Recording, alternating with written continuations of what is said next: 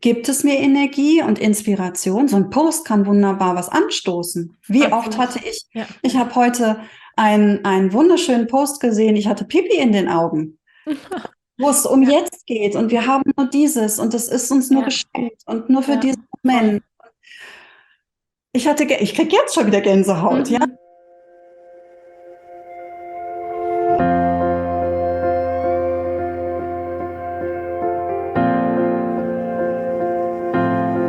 Hallo und herzlich willkommen bei Loslassen und gemeinsam wachsen, deinem Podcast rund um bewusste und bedingungslose Elternschaft.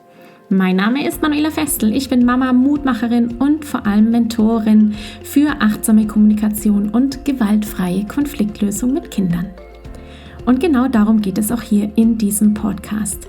Ich zeige dir, wie du deinen Weg in eine bewusste, authentische und bedingungslose Elternschaft findest und Konflikte schließlich mit deinem Kind achtsam, respektvoll und gewaltfrei lösen kannst. Ganz ohne Schimpfen und Bestrafen. Bist du bereit? Na, dann lass uns loslegen. Hi ihr Lieben, herzlich willkommen hier zu Loslassen und gemeinsam wachsen. Ich habe heute so ein schönes Interview für dich. Ich freue mich so nachhaltig über das Gespräch mit Maren Schneider, die zu dir, zu uns in den Podcast gekommen ist. Es ist für mich wirklich eine ganz große Ehre, denn Maren begleitet mich mit ihren Büchern schon sehr, sehr, sehr lange. Maren Schneider ist schon seit 25 Jahren aktiv im Rahmen der Achtsamkeit und Stressbewältigung. Sie ist ausgebildete Lehrerin in Mindful-Based Stress Reduction. Sie ist Unternehmerin und vor allem ist sie Bestseller-Autorin mit Büchern, die, wie sie selbst schreibt, ganze Fußballstadien füllen. Es war so ein wunderschönes Gespräch. Wir haben über die Achtsamkeit gesprochen, wie wir sie umsetzen, wie Maren sie konkret umsetzt und natürlich auch, wie wir beide sie umsetzen als Unternehmerinnen. Wir haben über die Achtsamkeit als solche gesprochen, wie sie hilft, uns zu zentrieren. Wir sprachen natürlich auch darüber, was der Atem eigentlich bedeutet, wie uns der Atem hilft und was Meditation eigentlich ist. Und es ging natürlich auch um das Thema Selbstmitgefühl und Selbstvorsorge. Es ging darum zu klären, wie wir unseren Kindern Achtsamkeit nahebringen können und warum die Achtsamkeitspraxis so wertvoll ist, um vor allem in schwierigen Situationen von der Wut wieder in das Miteinander, in das Mitgefühl zu kommen. Die größte Herausforderung, die wir natürlich haben, ist, die Achtsamkeit im Alltag zu integrieren. Und auch hier erfährst du im Interview direkt, wie du das machen kannst. Ich freue mich, dass du hier bist und dass du Lust hast auf diese wunderbare Episode mit Maren Schneider. Mag dich an dieser Stelle auch gleich einladen zu Gemeinsam wachsen. Das ist nämlich mein Ort, in dem ich dir zeige, wie wir wirklich von der Wut zur respekt- und liebevollen Eltern-Kind-Beziehung kommen können. Und auch hier ist der Schlüssel die Achtsamkeit. Mehr über Gemeinsam wachsen findest du natürlich auf meiner Website und in den Shownotes. Jetzt würde ich aber erstmal vorschlagen, wir starten mit diesem wunderbaren Interview mit Maren Schneider. Viel Spaß dabei. Wunderschön, dass du da bist. Danke für deine Zeit, die du hier für mich, für die Hörerinnen, für die Hörer hier zur Verfügung gestellt hast. Ich weiß ganz sicher, dass dich viele kennen, weil ich auch immer wieder so mit erzähle, welche Bücher ich lese. Man sieht es bei mir auch im Hintergrund immer wieder, wer mich so begleitet hat. Du hast mich schon sehr lange begleitet, hast du gerade schon ganz große Augen gemacht, als ich es dir erzählt habe. Deine Bücher, voll schön, steht auf deiner Webseite, füllen Fußballstadien. Da habe ich mir gedacht, jawohl, so gehört sich's. Bei mir warst du auch. Ich habe dein erstes Buch, Der Weg in die Achtsamkeit, in Grün, genau, vor vielen Jahren gelesen. Ich weiß es nicht mehr wann, kann ich nicht mehr sagen, aber es war auf jeden Fall, dank der Stadtbibliothek habe ich es ausgeliehen, bin so dran vorbei und habe mir gedacht, oh ja, das ist es jetzt. Und dann ging es bei mir los, unter anderem mit der Achtsamkeit. Du bist schon ganz lang im Business, wie man so schön sagt auf Neudeutsch. Du bist ausgebildete Lehrerin für Stressbewältigung durch Achtsamkeit, also MBSR, Mindful Based Stress Reduction, wissen ganz viele.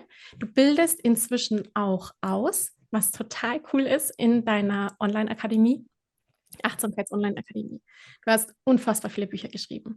Du gibst Workshops, Wochenendseminare, Einzelberatung, Einzelhilfen und natürlich hast du auch eine eigene Praxis in Düsseldorf, bis jetzt Zeit und dank Corona, ich sage jetzt ganz bewusst dank Corona, weil das ist nämlich eine so große Bereicherung, eben auch online sichtbar. Nicht nur in Form deiner Autorentätigkeit und eben mit der Praxis, sondern jetzt eben auch im Digitalen ist man von dir umgeben, wenn man mag, auf sozialen Netzwerken und natürlich auch mit deiner Website und den ganz vielen Kursen, die du da anbietest. Wow, oder? Ja, das ist, Wenn man das, wenn du das wenn man jetzt so eine gerade so Vorstellung. zusammenfasst, bin ich Boah, ganz geplättet. ja, Ich muss allerdings eine kleine Korrektur geben. Und bitte. zwar habe ich keine Praxis mehr. Die habe ich durch Corona, das war eine Riesenkrise.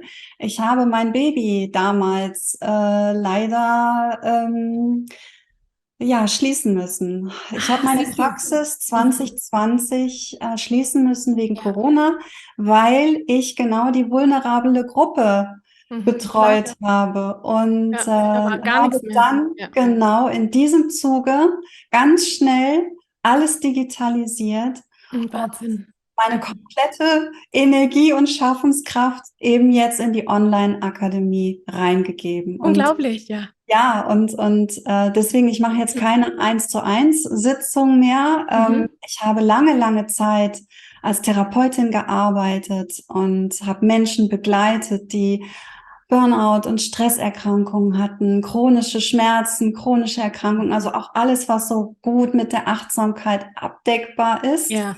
Und das ist auch jetzt so der Erfahrungsschatz, der eben dann jetzt auch die Online-Akademie Mhm. trägt, weil das ist jetzt nicht etwas, was ich mir mal eben schnell ausgedacht habe und dann irgendwie schnell einen Online-Kurs draus gemacht habe, sondern das sind auch Mitschnitte aus Originalkursen und Mhm. also so, das ist richtig Das ist, gelebte Achtsamkeit oh, und das ist echt der Hammer. das fühlt sich auch an, als wenn man dann mit da drin ist, auch wenn man auf seinem Sesselchen sitzt und vielleicht die Sachen nur hört, dann hört man halt die ganze Gruppe und das ist toll. Also das ist, ja, das trägt einfach auch diese Arbeit und auch diese Erfahrung. Ich habe jetzt schon gut 20 Jahre Erfahrung im Unterrichten Mhm. und selber seit 25 Jahren bin ich in der Meditation und Achtsamkeitspraxis selber aktiv. Ne? So, das heißt, man muss ja selber seine eigene Mhm. Meditationspraxis Voll. haben, weil sonst, wovon soll man denn sonst erzählen? Ja, Buchwissen, das absolut. reicht nicht. Ne? Ja. So. Und daraus schreibe ich eben auch Bücher, also aus der Arbeit, aus der Praxis, aus meiner eigenen persönlichen Erfahrung. Und ja, das macht das Ganze bunt und reich und saftig. Und Und echt und authentisch vor allem. Ja, genau. Also ich werde nie über irgendwas erzählen, wovon ich keine Ahnung habe. Dann ja, nein, sowieso. das mache ich nicht. Ne? Also alles ist gut durchgeackertes Material und ich weiß, wo die Fallstricke sind und wie man damit umgehen kann. Und wenn ich noch was nicht gemeistert habe, dann sage ich das auch, weil Ja, wir ich sind auch bin nur auch Menschen, immer gell? noch, ja, ich bin Ja, auf dem Weg. total. Ne? Ja, aber absolut. Ja. Lernende und Lehrende zugleich. Ja, Genau, so ist es. genau. Ich freue mich riesig, hier zu sein. Ich mich auch. Ich freue mich auch, Wegen dass du der da bist. Corona-Sache konnte ich jetzt erstmal nicht so aktiv sein, aber jetzt passt's und jetzt freue ich mich total auf, ja, diese Einladung und mit dir hier jetzt zu Voll sein. schön. Mensch, Maren, weißt du was? Da fällt mir jetzt direkt ein, die etwas persönliche Frage. Vermisst du deine Praxis? Vermisst du den Kontakt zu den Menschen direkt handhabbar Ich und bin fühlbar? zwiegespalten. Mhm. Ich bin wirklich zwiegespalten. Ich muss sagen, die Corona-Situation kam in einer Zeit, wo ich persönlich sehr erschöpft war. Ja. Merkte, dass ich in dieser Form nicht mehr so intensiv weitermachen konnte. Das heißt, Mhm. ich brauchte da tatsächlich auch eine Veränderung und die wurde dann sozusagen vom Leben kredenzt und Ja. ich musste diese Veränderung einleiten. Zwischenzeitlich vermisse ich das schon, so wirklich dieses Lebendige. Mhm. Ich Im mag Geschehen Menschen. drinnen. Ja, Ja, genau. voll. So, Mhm. und dieses Fühlen und dieses Erzählen und ich herze so gern. Und wer bei mir in der Praxis war damals, hat immer wieder erlebt, so es wurde viel gelacht, auch wenn wir ganz ernste Themen hatten. Und es wurde viel gelacht. Es wurde auch bei Bedarf geknuddelt. Und also so natürlich ist das jetzt nicht so Mhm. der Fall. Ne? Das vermisse ich schon. Aber alles hat seine Zeit und ich merke auch, ich habe nicht mehr so die Energie, dass ich alles machen kann. Und ich mache gerne die Dinge richtig. Das heißt, Mhm. wie man so schön in der Achtsamkeit sagt, wenn du gehst, dann gehe. Wenn Ja, du stehst, dann stehe. ja. Und so ist es auch mit dieser Arbeit, ich kann nicht auf allen Hochzeiten gleichzeitig tanzen und meine Energie dadurch zerfasern. Vielleicht ist es eine Nebenwirkung der langen Achtsamkeitspraxis. Ich bin wollte es gerade überhaupt nicht sagen. mehr multitaskingfähig, gar Ja. nicht mehr. Und dann Das ist genieße so ich, gut aber auch. ja, Ja, eigentlich schon, aber ja, dieser manchmal Fokus und die darf das eben auch Zentriertheit. was anderes, ne? Ja, Und so habe ich mich wirklich dazu entschlossen, mich komplett auf die Achtsamkeitsakademie zu fokussieren, da meine komplette Kraft zu bündeln und damit fühle ich mich auch ruhiger. Und so kann ich da auch gut und konzentriert arbeiten und ja, bin da nicht so zerfasert. Ja, man muss manchmal Entscheidungen treffen und das ist auch als ja, Achtsamkeitslehrer so. ja, da hast du recht. Ja. Finde ich total schön, weil es ist tatsächlich so dieses sich fokussieren auf eine Sache, ein Schritt nach dem anderen, zentrieren auf das, was jetzt gerade ist und eben nicht 50 Sachen gleichzeitig machen, ist so wertvoll, weil man eben die Energie nicht so verstreut. Da komme ich gleich, Maren, auf die große Herausforderung der Mutterschaft. Das ist für viele Frauen gerade die Herausforderung, dass sie sich gerne zentrieren möchten auf eine Sache und dann schreit hier jemand, dann will da jemand was, das Kind ist irgendwie am Klo und sagt, Mama, ich bin fertig, das nächste sagt, ich habe Hunger und da gibt es ja so, ja, Alltagskonstellationen, wie sie halt eben sind. Da fällt es oft schwer, sich zu zentrieren und zu fokussieren und eins nach dem anderen zu machen. Ja. Was letztendlich auch ganz oft dann in diese Überforderung dann führt, in diese Ohnmacht mit, ich müsste mich jetzt duplizieren oder halbieren. Eine Hälfte geht dahin zu dem Kind, der nächste da und dann zum Partner und 1000 Dinge, die ich gleichzeitig erfüllen soll. Mhm. Wie hilft da die Achtsamkeit? Die Frage habe ich gar nicht vorbereitet. Wir sind einfach live im Gespräch. Aber wie hilft mir eben doch die Achtsamkeit in solchen Momenten? Mhm. Jetzt bin ich ja keine Mutter. Das Ich möchte weiß. ich der Ja. Fairness halber sagen. Aber ich habe natürlich ganz, ganz, ganz viele Mütter auch bei mir in der Praxis Ja. betreut und das ist ein sehr bekanntes Phänomen. Meine Leihkinder sind schon fast groß. Sie sind also schon so, dass man mit ihnen reden kann. Was mir häufig im Gespräch mit Müttern aufgefallen ist genau das, was du jetzt gerade gesagt hast, das Empfinden von Schuld, dieses Gefühl, nicht gut genug zu sein. Und das sind auch übernommene Muster. Das ist ein Gedanke. Dieser Gedanke ist uns aber überhaupt nicht klar, dass das ein Gedanke ist, ich bin nicht gut genug. Ich werde der Situation nicht gerecht. Und das kann man auf alle Situationen übertragen. Das ist nicht nur in der Mutterschaft so, sondern das hat man ja auch überall. Überall.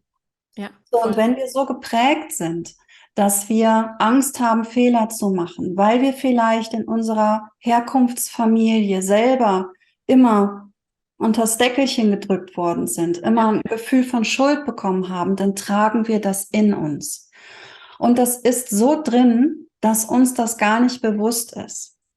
Und die Achtsamkeit, wenn wir sie praktizieren, und das ist eine Übung, die sich über längere Zeit aufbaut, ermöglicht uns, dass wir anfangen können zu sehen. Das heißt, wir können in eine Metaperspektive gehen und erkennen, was passiert hier eigentlich gerade? Oder wie ich es gerne sage, was passiert denn hier, Schätzelein? Was machst du denn da? Ja, genau. So. Und dann, ja, ich muss aber doch und ich sollte und ich müsste und ich könnte. Ja, aber guck mal, du bist nur eine Person. Ja. Ja, aber, ja, ich weiß. Woher kennst du das? Ja, aber das war doch schon damals so. Ja, okay, und jetzt bist du wieder in dieser Situation. So, und was hier passiert, ist ein Erkennen und gleichzeitig Annehmen. Das löst nicht die Situation, da schreit einer und da will jemand noch was. So, das haben wir noch. Aber wir haben die Möglichkeit, einen Schritt rauszugehen, zu schauen. Und das entschärft meistens die komplette Situation, weil dann kommt auch so ein Fürsorgeaspekt, der ankommt und sagt, so, okay, jetzt machen wir mal eins nach dem anderen. Der auf dem Klo sitzt, der schreit nur. Gut, dieses Schreien löst in uns Stress aus. Absolut, das ist so, das hat die Natur so eingerichtet. Ja, ja, ganz großartig, ja. Das ist, ja, und das ist auch bei Menschen im Restaurant so. Immer wenn Kinder schreien, das löst sofort bei jedem was aus. Und ja, so, aber der sitzt auf Klo, ist alles gut. Hier fällt meine Kleine gleich die Treppe runter. Fokus. Genau. Dann machen wir eins nach dem anderen. So. Und geht jetzt nicht mitten im Alltag ungeübt, da werden wir mittendrin sein.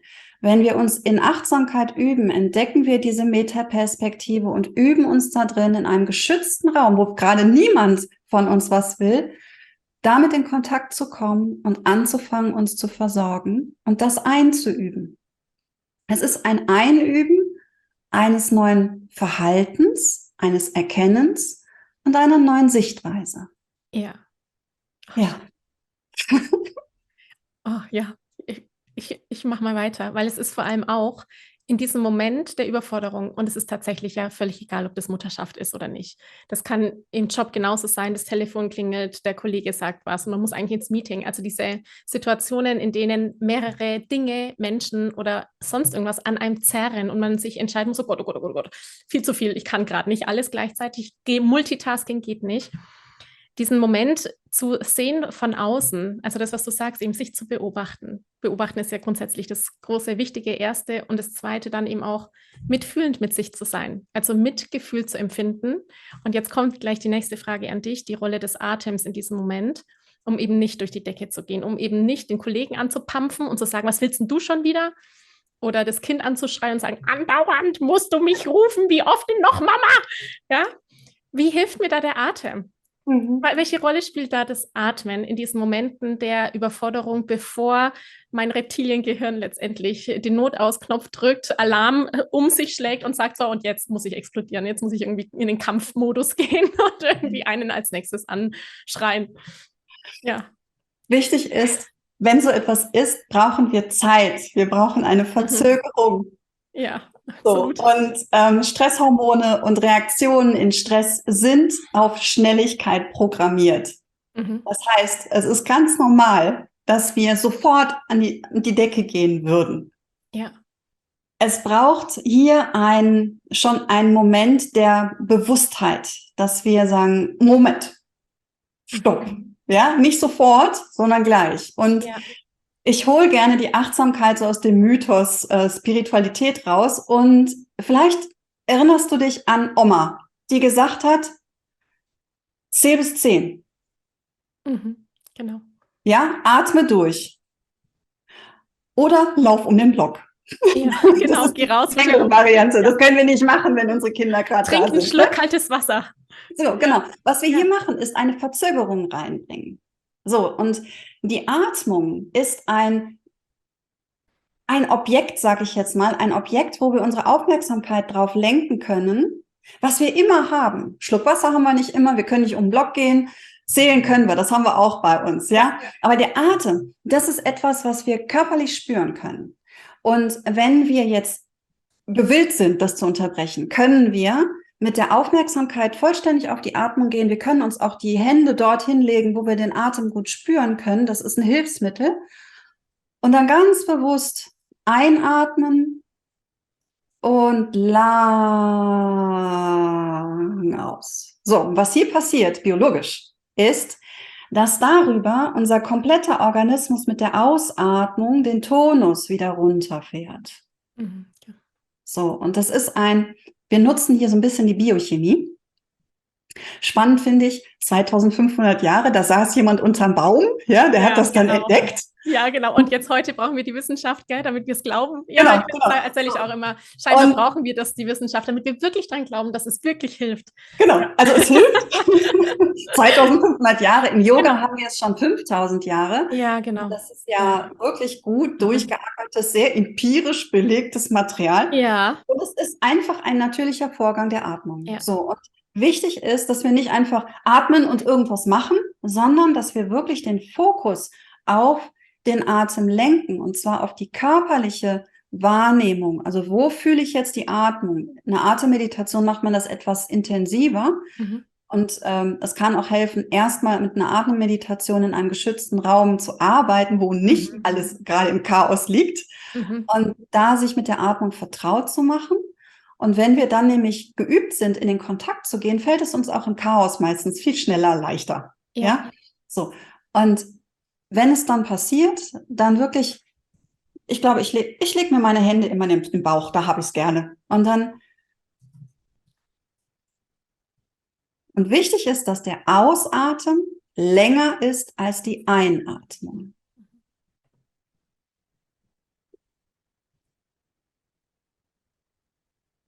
So, dann haben wir schon mal eine Pause. Der Organismus ist mit dem hochschießenden Adrenalin runtergefahren.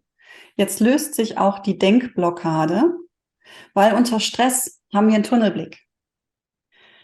Sollen wir auch. Wenn etwas gestresst ist, sollen wir nicht die Blümchen am Wegesrand sehen. Kein, schöne Blümchen. Das ist völlig irrelevant. Säbelzahntiger. Und unser Säbelzahntiger ist jetzt das schreiende Kind. Ja, genau. Kleiner Säbelzahntiger, aber sehr gefährlich. Ja. So, und den fokussieren wir. Und alles kümmert sich nur noch um das. Und all unser Denken ist eingespurt nur noch auf das. Ja. Ja, retten oder kämpfen. Je nachdem. Und in dem Moment, da können wir nicht kreativ denken, da haben wir keine Möglichkeit, irgendwie neue Lösungswege zu finden. Das kreative Denken ist ausgeschaltet, von der Natur nur noch ein Weg. Überleben. Genau, vorne oder nach hinten. Also angreifen, flüchten, helfen, flüchten. Ja? So, und wenn wir jetzt runterfahren, das Adrenalin, also den Stresspegel senken, nur für diesen Moment, löst sich diese Blockade auf und wir lösen auch damit unsere krassen Emotionen ein bisschen, nicht sofort, aber sie werden leichter und damit bin ich handlungsfähiger. Natürlich, wenn es gerade in einer Situation ist, wo du dein Kind wirklich retten musst, machst du keine Atemübung. Dann, weil das sind andere Situationen tatsächlich, Ja. Aber ich meine jetzt so, also ich hatte diese Frage tatsächlich, da hatte mich jemand gefragt, aber was ist, wenn ich jemanden tatsächlich jetzt retten muss? Muss ich dann erst atmen? Nein, bitte retten. Jetzt, sofort. Dafür deswegen hast du Genau, deswegen gibt es auch die Angst. Das ist ja genau der Fokus der Angst. So, wenn ich merke, oh Gott, mein Kind ertrinkt, weil es fällt gerade in den See rein, dann atme ich nicht, sondern dann funktioniert die Angst genauso, wie sie funktionieren soll. Ja. Zack, zack, machen. Zack, zack, ja. Nicht mehr lang drüber nachdenken, reinspringen, rausholen. Danach kannst du atmen. Ja, genau, den Stress. Danach den Stress wegatmen. Dann, wenn alles wieder gut ist, Kind sicher und du musst dann auch wieder runterfahren, weil du hast dann auch gerade echt Stress gehabt, ne? Dann machst du das auch zur Selbstfürsorge, ja? Genau. Wenn alles sicher ist, dann sicherst du dich danach auch. Aber Fokus liegt immer auf dem, was zu tun ist. Ja. So, aber wenn wir im Alltagsstress sind und uns gerade verzetteln und ganz kirre werden, atmen, dann neu ansetzen. Du hast gerade zwei so wunderbare Sachen gesagt, die ich meinen Frauen, mit denen ich arbeiten darf, auch immer wieder erzähle, weil das natürlich, das Atmen und das Meditieren natürlich als solches bei ganz vielen dann so der Punkt ist, ich habe dafür keine Zeit und wie soll ich das machen und in dieser Situation, da kann ich nicht und überhaupt. Und das, was du gesagt hast, zum einen gerade war, die Achtsamkeit ist ein Werkzeug. Du holst es runter von der Spiritualität, was ich total schön finde, weil es ist ein Werkzeug und es ist ein sehr belegbares Werkzeug, auch wenn es vor 2500 Jahren schon, 5000 Jahren schon klar war, wir brauchen scheinbar die Wissenschaft. Okay. Also es ist wirklich etwas, was uns dienlich ist, weil es tatsächlich unsere Neurobiologie, unsere Hormone so unfassbar schnell und gut verändern kann. Und gleichzeitig, was du auch erwähnt hast, es ist ein Training. Also das Atmen zu trainieren, diesen Moment des Gewahrseins letztendlich, da ist gerade was ist hier los? Ich beobachte mich, ich gönne mir jetzt noch den Moment Zeit, damit ich gut reagieren kann, damit ich sinnvoll auf diese Situation reagieren kann und eben nicht in diesem Modus bin. Heißt, ich darf das trainieren, ich muss es sogar trainieren. Es ist ein Prozess, das zu üben. Und ja, jetzt erzähle ich mal noch eine Geschichte, was mir gerade einfällt. Ich weiß noch, wie ich ganz am Anfang, als ich mit Meditation eben auch in Berührung kam, immer eine Vorstellung hatte, wie es sein muss. Das hat total gut und es passt total gut in mein Muster und in das Muster von vielen Frauen, die Vorstellung, so nur geht es richtig. Nur so ist Meditation richtig, auf eine bestimmte Art und Weise, nämlich ich muss sitzen und entspannt sein und mindestens eine halbe Stunde, weil ansonsten bringt es nichts. Also ich hatte ganz am Anfang so ganz rigide Vorstellungen, wie es richtig sein muss, ja. Bis ich dann irgendwann mal ein Interview gehört habe, und ich glaube, es war damals Neale Donald Walsch, also der Autor von Gespräche mit Gott, der dann gesagt hat, ich sehe mich noch, wie ich da im Auto sitze an der Ampel, der dann gesagt hat, also man muss immer wieder atmen am Tag. Bewusstes Atmen. 1 Minute lang.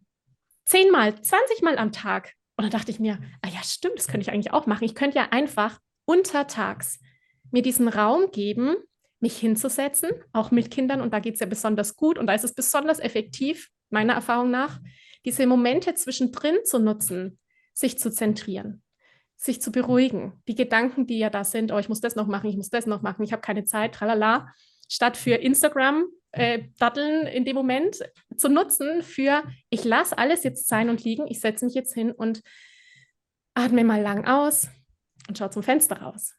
Ja. Und das war für mich ein ganz großer Gamechanger, ja, dass ich eben nicht unbedingt, es ist mega gut, wenn man wirklich sich die Zeit nimmt, im Rahmen der Selbstfürsorge, für mich zumindest, zu sagen, so jetzt ist meine halbe Stunde, ich will gerade nicht gestört werden, aber auch und vor allem auch im Alltag das zu integrieren, immer wieder. Und das ist diese große Trainingsphase, die meines Erachtens ja so unglaublich notwendig ist. Ja, ja. Ja. Ich weiß nicht, ob du Pema Chödrön kennst. Das ist Nee. eine buddhistische Lehrerin und Autorin. Und sie hat ein Buch geschrieben, was mich persönlich damals, als ich angefangen habe, sehr inspiriert hat. Das hieß Beginne, wo du bist. Schön. Und es geht genau darum, wo wir gerade sind, ja, in unserem Alltag, in dem ganzen Gedöns, in dem Unperfekten, in dem, was gerade ist, da anzufangen, weil wir haben da all das Material, mit dem wir arbeiten können. Ja. So, und wir haben nur diesen Moment. Ja, das hört sich immer so nach Kalenderspruch an, aber wenn man das mal realisiert, dass dieser Moment, ja, jetzt hier, wo wir reden, das ist unser Moment, ja. Und das ist perfekt, wie er ist. Kriegen wir nicht besser hin, ja? Wunderbar. Und das leben wir. Und das ist Praxis. Wenn ich 100% jetzt in diesem Moment anwesend bin und nicht schon darüber nachdenke, was gleich sein könnte, ja, dann praktiziere ich Achtsamkeit, weil praktizieren bedeutet nichts anderes als tun, anwenden, machen. Ja? Und gleichzeitig, während ich das anwende, übe ich das auch. Ja, genau. Ja? Und es ist nicht, ja, natürlich, man unterscheidet zwischen formaler Praxis auf dem Meditationsplatz und informeller Praxis. Aber ganz ehrlich, die formale Praxis ohne die Anwendung im Alltag ist nix. Das ist ein nettes Hobby.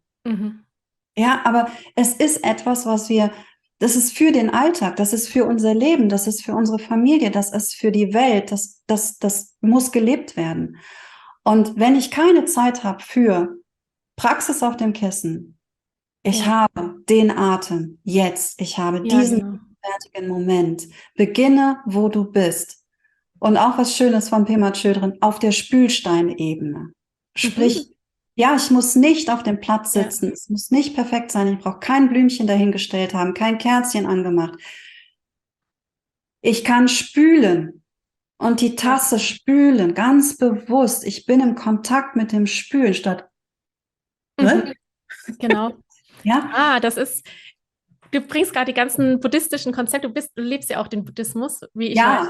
Und genau das ist das ja, dass ich wirklich mit dem Alltag in Berührung komme und in dem Moment so ganz präsent bin. Oh, ich muss gerade auch noch an ein Buch denken dazu, ja? Erzähl du mal weiter. Kommen gerade so ganz viele Gedanken. Ja, mit dem Spülen, genau. Ja. So, und dann ist auch die Frage, vielleicht manchmal hilft die Frage, warum mache ich das? Ja. Und dann gibt es manchmal so Konzepte, die sagen, ja, du musst gut in der Welt wirken. Ja, aber wenn ich mich nicht klar habe und nicht gut mit mir umgehe, kann ich nicht gut in der Welt wirken. Das ist Make-up. Ja, wenn ich draußen irgendwie immer alles toll mache, aber für mich selber nicht gut sorge, ja, oder meinen Alltag nicht bewusst lebe, dann das hat keine Basis. Und Schuld hat hier nichts zu suchen, sondern da ist die Achtsamkeit wieder, die sagt, schau hin, Mädchen, was machst du denn eigentlich hier gerade für ein Kladderadatsch? Ja, aber ich muss doch mal eben schnell und dann mache ich noch ein Bild davon. Und genau. Welches Bedürfnis erfülle ich eigentlich, ja? So. Genau. Und es darf mir gut gehen und es muss mir gut gehen.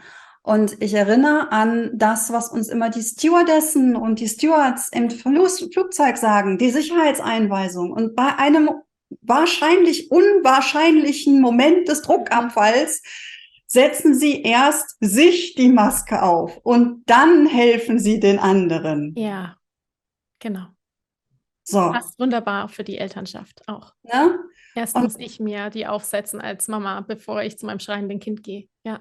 und wir wissen alle, dass damit nicht gemeint ist, Schätzelein, ich gehe mal eben in die Wellness-Oase und komme in 12 Stunden wieder. Genau. Darum geht's nicht. Es geht nur um Atmen, einen Moment, sammeln, stabil werden. Jetzt kann ich helfen.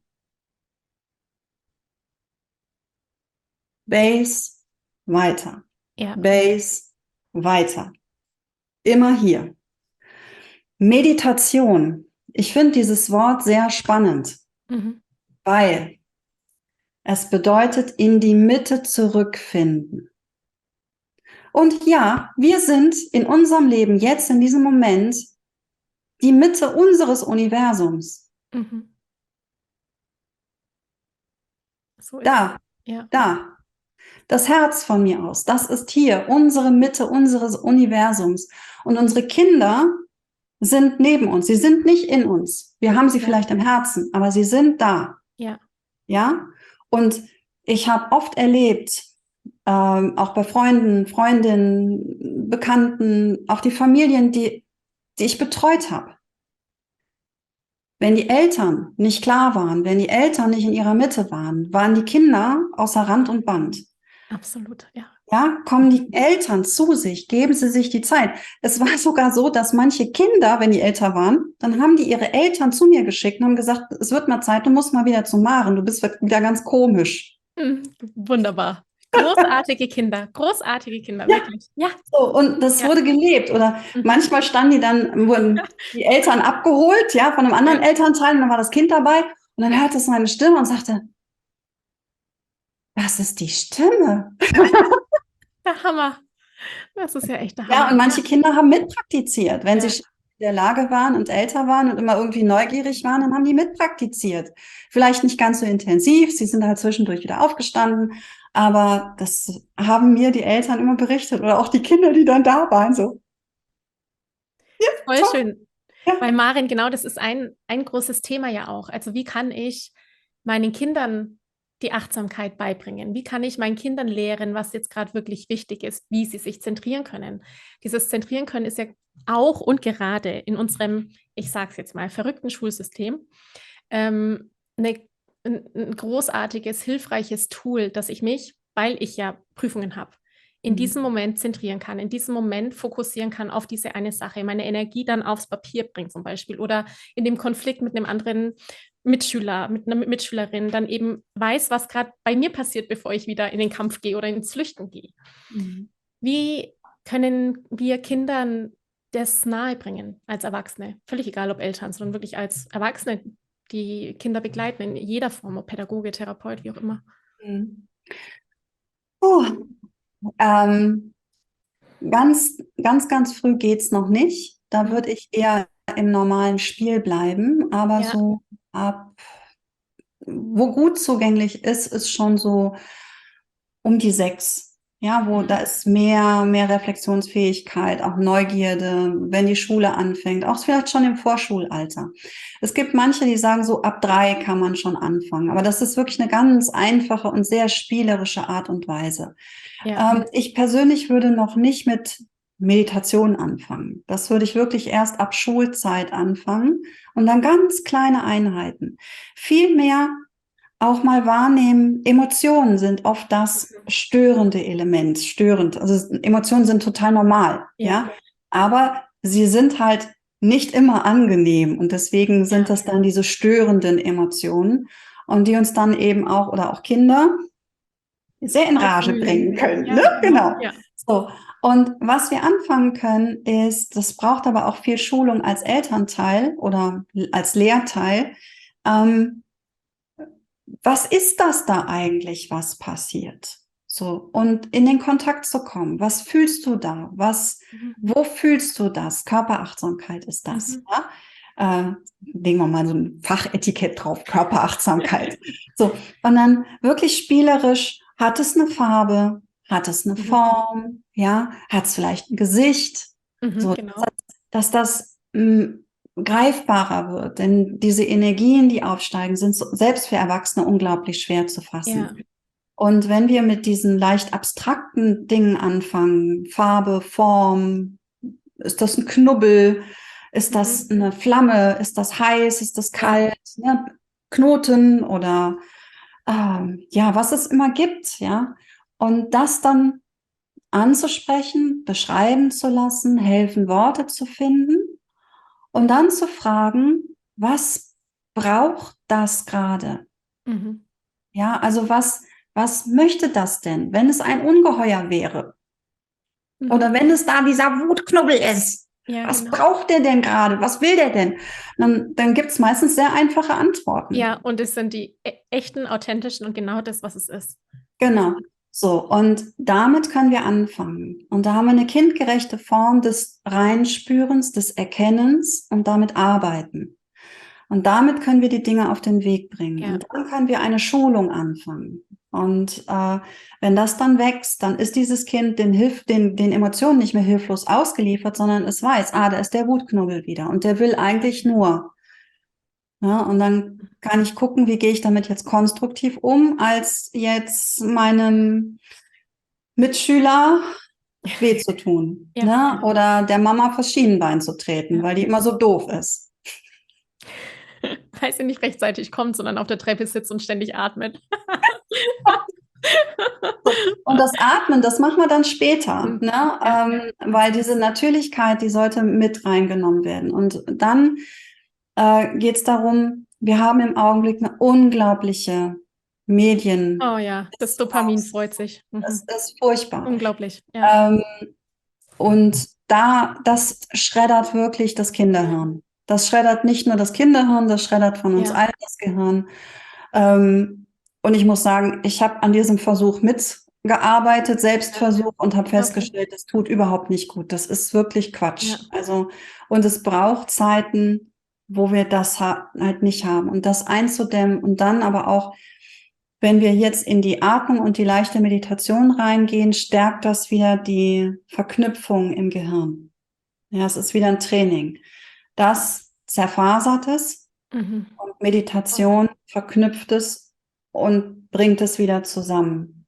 Und das kann man richtig als Training machen. Und je älter Kinder werden und je länger sie damit aufwachsen, umso normaler ist das. Wenn Mama jetzt anfängt zu meditieren, ist das meistens was ganz Neues. Ja. Ne? Aber wenn Kinder damit aufwachsen, ist es für sie total normal. Das ist genau der Aspekt, dass die Kinder letztendlich von uns lernen, also klassisches, ja, vom Muster lernen, vom Vorbild lernen.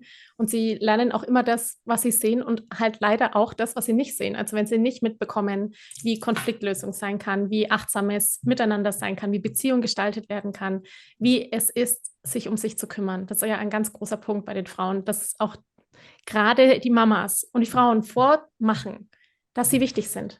Dass es okay ist, mal früh ins Bett zu gehen, dass man nicht ständig noch bis spät in die Nacht am Handy sitzen muss. Dieser Aspekt des Vorlebens, das ist unendlich wichtig für die Kinder, das sehe ich auch, absolut. Und die Handys, das ist unsere große Herausforderung. Oder das Digitale, sage ich mal, es ist eine Herausforderung, wirklich damit umzugehen. Wir hatten es eingangs, gell, da war noch nicht, haben wir noch nicht den Podcast quasi eröffnet, kurz dazu gesprochen, wie die digitale Welt uns verändert und was es da alles auch für Möglichkeiten gibt. Und das zu schaffen, in der Balance zu halten, das sehe ich auch wirklich als ganz große Herausforderung für uns alle gerade in dieser, ja, wie wir halt gerade damit aufwachsen, mit all den neuen Möglichkeiten, die einerseits sind, die großartig sind, die helfen, die spannend sind, die verbinden. Es ist ja auch toll, über Instagram, Facebook oder so neue Menschen kennenzulernen, neue Möglichkeiten zu entdecken, sich inspirieren zu lassen. Wissen ist so leicht zugänglich, einerseits. Und andererseits wird unser Gehirn die ganze Zeit belohnt, wenn es irgendwie schon wieder einen Reiz bekommt und wir dann nicht mehr das Ding ablegen können und eben vergessen, dass wir schon eine Dreiviertelstunde lang auf dieses Ding reingucken. Also das sehe ich auch als ganz große Wachstumsherausforderung für Eltern und für Kinder. Ja. Absolut, ja. Und auch für Unternehmer, das sage ich jetzt auch mal so. Also auch für uns, also für mich, diese Diskrepanz zwischen, ich möchte sichtbar sein als Unternehmerin, damit man mich findet, damit man sieht, was ich anbieten kann, was alles da ist, während ich gleichzeitig eigentlich möchte, dass die Frau das Ding zur Seite legen und sich um sich kümmern und um die wahren Dinge, die wichtig sind, ums Kind, das vielleicht gerade wirklich Aufmerksamkeit braucht, es gerade wirklich zeigen will, guck mal, was ich kann. Ich kann jetzt den Turm bauen oder ich kann jetzt das Wort richtig schreiben. Und dann eben zu wissen, ich lenke sie ab vielleicht mit meinem Post, der da gerade am Handy ist. Also das ist tatsächlich auch eine Herausforderung für mich als Unternehmerin auch. Geht mir genauso. Ich habe ja eine ganze Online-Akademie, ne? Ja. Das heißt, alles kann man jetzt nur bei mir digital machen. Aber ich denke, da ist jeder auch, wir bieten ja jetzt nichts an, was 24 Stunden, 7 Tage die Woche, die ganze Zeit läuft, sondern es ist etwas, was für einen kurzen Moment Impuls gibt und dann muss man damit leben. Also ins Leben gehen. Ja. Das ist analog, nicht digital. Und ne, so und es ist schon wichtig, dass wir alle einen ausgewogenen, bewussten Umgang damit finden, denn es jetzt zu verteufeln wäre totaler Quatsch. Also die Digitalisierung hat so einen riesengroßen Freiheitsboost gebracht und Möglichkeiten und auch zu lernen. Und also mir ist vor 2 Tagen das Portemonnaie geklaut worden. Ich kann jetzt alles online wieder aktivieren. Das heißt, ich konnte sofort sperren, ich konnte sofort Sachen neu bestellen. Das wäre früher eine unglaubliche Aktivität gewesen. Da jetzt zu sagen, ne, also wichtig ist, dass wir wissen, und da haben wir wieder die Achtsamkeit und das Bewusstsein, mitzubekommen, was wir tun. Es ist egal, ob das digital ist oder nicht. Mitbekommen, was wir tun und eine bewusste Entscheidung zu fällen. Auch mitzubekommen, was macht das denn mit mir? Wofür ist das sinnvoll? Hilft es mir gerade? Verschreddert es mich gerade? Genau. So, gibt es mir Energie und Inspiration? So ein Post kann wunderbar was anstoßen. Wie oft hatte ich habe heute einen wunderschönen Post gesehen, ich hatte Pipi in den Augen, wo es um jetzt geht und wir haben nur dieses und es ist uns nur geschenkt und nur für diesen Moment.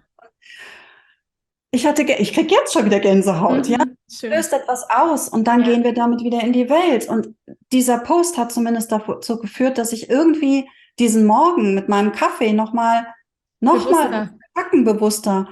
Und wenn wir es so sehen können, wir schenken Inspiration, wir bekommen Inspiration, aber Leben findet analog statt. Leben ist Leben. Diesen Grad, der sind wir gefordert, diesen zu finden. Und da hilft die Achtsamkeit, indem wir immer wahrnehmen, was passiert gerade bei mir. So ein heilendes Werkzeug, oder?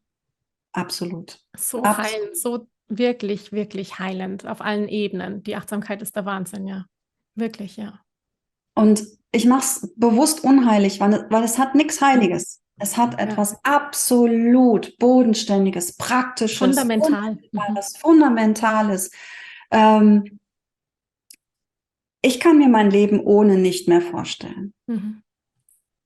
Sie bietet Challenges, wo man manchmal denkt so, Mann, warum muss ich das jetzt mitbekommen? Aber das ist auch das Leben, das ist ein Moment. Und dann geht es wieder vorbei und dann weißt du aber auch, Schätzelein, guck mal, ne? Da bist du und du bist jetzt gerade müde und du wolltest es jetzt nicht und das ist ein Zeichen, das ist jetzt ein Overload. Hast du dir so nicht ausgesucht, wäre schöner ohne, ne? Machen wir mal weiter, gucken wir mal, dass es so, und dann packen wir uns wieder ein, das mache ich genauso. Ich packe mich dann wieder ein und trage mich dann weiter. Deine mitfühlende Stimme in dir drin. Genau. So. Ich bin also ganz, ganz, ganz früher, ich habe ja auch einen Weg. Ich bin ja nicht aus, ich brauche ein neues Hobby zur Achtsamkeit gekommen, sondern wirklich auch aus Leid. Also ist mein Leben mehrfach in Fetzen gegangen und ich hatte schwer mit Burnout und Selbstüberforderung und sehr strengen inneren Stimmen zu tun. Also ich war nie so gnadenlos mit anderen wie mit mir. Und das hat sich komplett gewandelt. Natürlich ist das noch da, ne? Das poppt dann manchmal so auf. Das sind Muster, die sind sehr tief. Das sind auch Überlebensmuster. Aber ich kann sie erkennen. Und ich kann mich dann wieder da rauspulen. Wenn ich dann ich muss das doch jetzt machen. Dann sagt so, was machst du? Lass mich. Also, ich habe gerade einen richtigen Kinofilm, wie du das so berichtest. Super schön. Kann mir das so richtig gut vorstellen. Ja, Ja, ja. so Ja, wirklich ein Mäuschen oder so eine. dieses kleines Eichhorn, das sich so total festgebissen hat und ich muss das jetzt und Ja, gar nichts. bei Ne? Ice Age, dieses Ja, Ding, das so ganz. dieses kleine Föhn ist genau perfekt, genau das, genau Ja, das. ja, genau. Und das bringt sich dadurch immer in Schwierigkeiten. Und ja, das macht jetzt um. Herrlich. Ja, Marin, du hast noch einiges vor, glaube ich, in den nächsten Jahren, oder? ja, ich habe noch so ein paar Ideen, Mhm. aber es ist alles jetzt etwas ruhiger. Ich muss sagen, so eine ganze Zeit, so in den letzten Jahren bis jetzt, war ganz viel Dampf, wo ich das Gefühl hatte, da muss auch ganz viel raus und ich muss ganz viel, weil ich habe damals, als ich mit Achtsamkeit anfing, kannte das so gut wie niemand. So. Verrückt, oder? Also Ja, irgendwie, verrückt. ja, es Also ist heute ist das irgendwie der so, totale Trend. ja. Ne? Also es gibt kein anderes Trendwort mehr außer Mindfulness, Achtsamkeit. Irgendwann gibt es noch Mhm. einen Achtsamkeitstee wahrscheinlich. Ja, bestimmt. So, Ja. damals kannte das niemand und ich habe damit angefangen und ich wurde noch ganz komisch angeguckt. So, ist das eine Sekte? Mhm. Nee. Wie war das mit, das gibt es schon seit 2500 Jahren? Ja, also ich komme ja ursprünglich aus dem Buddhismus, aus der buddhistischen Ja. Praxis und habe das dann mehr und mehr halt übertragen und dann halt auch die Ausbildung gemacht zur MBSR-Lehrerin und das ist ja super wissenschaftlich, ne? So, es ist im klinischen Alltag entwickelt worden, das hat mit Buddhismus nichts zu tun, so. Ja, Sehr praktisch und damit halt wissenschaftlich fundiert, sind wir wieder beim Anfang, alles muss genau. wissenschaftlich Ja, fundiert damit sein, wir es glauben. aber hat eine lange Geschichte und funktioniert. Ja. So, und ich hatte so damals das Gefühl, ich muss damit ganz viel raus und es war auch ein Wahnsinnsbedarf und es gab noch nicht viel. So habe ich ganz schnell Bücher geschrieben. 15 Bücher sind draußen. Ja, so mittlerweile gibt es so viele Autoren, die jetzt noch dazugekommen sind. Ich verliere da den Überblick. Früher waren wir so eine Handvoll Leute. Man kannte sich. Ja. Und teilweise wurde man dann auch weiterempfohlen von einem anderen Lehrer, der sagte, nee, ich habe gerade keine Zeit, das Buch zu schreiben. Hör mal, hast du nicht Lust, das Buch zu schreiben? Schön. Ja. So, das ist heute undenkbar. Ne? Ja. So, und ja, das war dann jetzt die letzte Krise, so und das richtig rausbringen, das Zeug und auch gerade in dieser Corona-Zeit, in der Krise. Und jetzt finde ich, wir haben jetzt auch nochmal eine ganz spezielle Zeit in der Welt, wo Achtsamkeit wichtig ist. So, aber es ist jetzt so viel draußen, dass ich jetzt selber für mich ein bisschen runterfahre. Ich habe noch ein paar Ideen, aber die werde ich mit viel mehr Gemütlichkeit jetzt angehen. Ach, wie schön. Und rausgeben. Und das wird aber Fokus jetzt mehr auf Ausbildung sein. Ja. Das heißt, die Ausbildung, die Jahresausbildung läuft ja schon und läuft wunderbar und ja, schön. ja, total. Ich werde es verlinken. Also jeder, der Interesse an der Ausbildung hat, einfach unten gucken in den Also Shownotes. das ist wunderschön. Auch das Feedback ist so berührend und ja, es funktioniert und das ist halt wunderschön. Ich wusste, es wird funktionieren, aber es ist natürlich schön, dann zu merken, es ist so, es ist wirklich, bereichert die Leute und es funktioniert so schön und es gibt den Menschen so viel. Die Menschen haben danach für sich selber, schon bevor sie anfangen zu unterrichten, ein neues, bewusstes, achtsames, tiefes Leben. Die sagen wirklich so, das ist wie eine Neugeburt. Das hätten sie sich nicht gedacht, dass sowas passieren kann. Ja, und schön. sowas kriege ich dann E-Mail geschrieben, ja, so Gänsehaut und ist so schön. So, und da möchte ich gerne noch ein bisschen mehr reingeben, weil da gibt es auch noch viele Dinge, die man noch weitergeben kann. Und ich habe so viel Erfahrung, dass ich jetzt da bin, für jeden, der im Alltag ein Problem hat und Achtsamkeit machen möchte, hat schon genügend Kurse. Da kann man wunderbar jetzt auch mit mir wachsen. Und wer dann die Ausbildung macht und das auch anderen weitergeben möchte, der darf jetzt noch so volle Lotte von meiner Erfahrung profitieren. Und da wird in der nächsten Zeit noch mehr von meinen Erfahrungen umgesetzt werden in weiterführenden Sachen. Oh, schön, Marin. Dann werde ich aber auch mal ein bisschen spitzen, was du da noch alles so hast. Vielleicht sehen wir uns dann bei dir wieder sogar. Ja. Wer weiß. Schön. Ja. Richtig toll, ja. Es ist auch gut zu wissen, oder, dass alles so seine Zeit hat. Dass es einfach so diese schnelle Phase gibt, wo man dann 2 Bücher im Jahr rausbringt und Vollgas dann von offline auf online geht. Und dass dann aber auch wieder ganz im Zyklus der Natur auch mal wieder eine Pause sein darf. Dass dann auch mal wieder Herbst sein darf, wo man sagt, okay, jetzt gönne ich mir das einfach mit mehr Gemütlichkeit. Es muss nicht immer der Vollgas-Sprint sein. Auch das ist ja letztendlich mitfühlend mit sich selbst, das zu spüren und zu sagen, jetzt ist gut für mich. Jetzt mache ich Genau, mal ein bisschen langsamer. genau. Also ich merke gerade so für mich, ne, ich habe zwar Ideen, ich habe auch einen Zettel, da stehen die alle drauf. Und irgendwie, die Samen sind gesetzt, aber es ist noch nicht das richtige Wetter. Ja, Ich warte noch auf den warte noch ein Slot. bisschen. Ja. Schön. Maren, zum Schluss, was wünschst du Ja. dir für die Zukunft? Hast du irgendwas, wo du sagst, oh, ich würde mir wünschen, wenn eine Fee kommen würde heute und die Ja. würde für die Welt oder für die Zukunft oder für das Leben irgendwie was ganz Schönes herzaubern, was würdest du dir denn wünschen? Frieden. Ja, Das hört sich immer pathetisch an, aber in es diesem ist es, ja, Moment, voll. Mhm. dass wirklich Frieden ist und dass wir sicher sind, dass wir alle sicher sind und dass nichts in irgendeiner Form eskaliert, sondern Ja. dass wir alle wieder einen Weg zusammenfinden, dass wir Frieden finden, dass wir einen Zusammenschluss der Völker bekommen, dass wir im Großen und im Kleinen Wege finden, Konflikte wirklich tief zu bereinigen und in Frieden zu sein. Das ist ein sehr, sehr, sehr tiefer Wunsch. Und ich hoffe, dass wir alle im Kleinen und dass die Weltgemeinschaft es auf die Reihe kriegt. Ja, genau. Wirklich auf die Reihe kriegt. Ja. Den Wunsch, den haben ganz viele, ich auch im Übrigen natürlich. Ja. Mhm. Maren, danke schön. Sehr gerne Für geschehen. dieses so inspirierende Interview, für das Gespräch, das wir hier hatten, für die Zeit. Dankeschön, Dankeschön. Wirklich ganz, ganz schön. Danke dir. Vielleicht Danke sehen dir. wir und hören wir uns sogar ja an anderer Wirklich Stelle sehr wieder oder gerne. irgendwie nochmal wieder.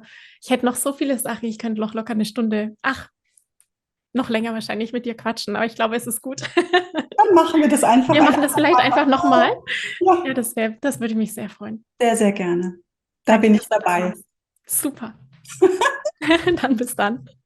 Okay. Mach's gut. Ja, tschüss. Ich danke dir von ganzem Herzen, dass du dir heute Zeit genommen hast, diese Podcast-Folge anzuhören. Wenn du noch mehr Impulse, Ideen oder Inspirationen auf deinem ganz persönlichen Weg zur bewussten und bedingungslosen Elternschaft suchst, dann abonniere unbedingt meine Newsletter oder du folgst mir auf Instagram, Facebook oder Telegram. Möchtest du wissen, welche Kommunikationsstones sich in deinen Alltag eingeschlichen haben und mit welchen leichten Tricks du Konflikte mit deinem Kind vorbeugen kannst? Dann hol dir mein kostenfreies E-Book. Du findest es unter sprachzeichen.de/40-Sätze. Wenn auch du mal eine Frage stellen möchtest, dann komm am besten auf meine Warteliste von Gemeinsam wachsen, meinem 12-wöchigen Mentoring-Programm von der Wut zu Respekt und liebevollen Eltern-Kind-Kommunikation. Das findest du unter sprachzeichen.de/gemeinsam-wachsen-Warteliste. Wenn dir die Folge gefallen hat, freue ich mich natürlich riesig über einen Kommentar und natürlich, wenn du die Folge bei deinen Freunden und Freundinnen teilst und meinen Podcast abonnierst. Jetzt wünsche ich dir aber alles Gute. Wir hören uns sicherlich bald. Viele liebe Grüße. Ciao, ciao.